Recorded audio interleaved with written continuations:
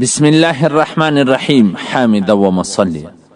محترمینو، یو محترم رور دا پوښتنه کړې ده چې زوم غریب وي، مسکین وي، داماد زوم، نو هغه ته سرسایه صدقه فطر یا زکات ورکول جایز دي او که نه دي؟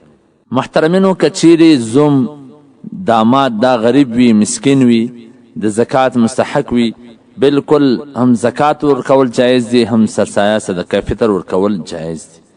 په حواله سره د فتاوی رحمیه جلد نمبر 2 صفحه نمبر 180، د غرنګ شامی جلد نمبر 2 صفحه نمبر 86. محترمینو، موږ بار بار د دا خبرې وضاحت کړی دی چې زکات صرف فروع اصول ته ورکول جایز نه دي. فروع اصول څه ته وایي؟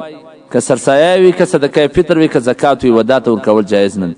اصول فروع یعنی ستا پلار نیکه داسې لوړ پسې ځه اور نیکه یا مور انا، هغه که د هر طرف نیکه وي، که د هر طرف انا وي، یعنی که د مور د خوا نیکه و انا وي او که د پلار د خوا نیکه وي انا وي، و دې ته زکات نشي ورکولی څوک.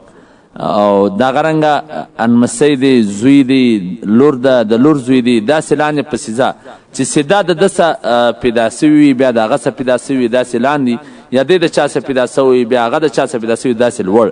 نور پر سیډونو باندې که ورور دی، که خور ده، که اکا دی، که عمه ده، ترو ده، که خاله ده، نور چې کم رشته داران دي، دا ټول یو بل ته زکات سره ورکولی سي، بشرطه دې چې هغه غریب وي، مسکین وي او د ده څه په بیش باندې جلا وي او خپل کور وي، خپل کولی وي.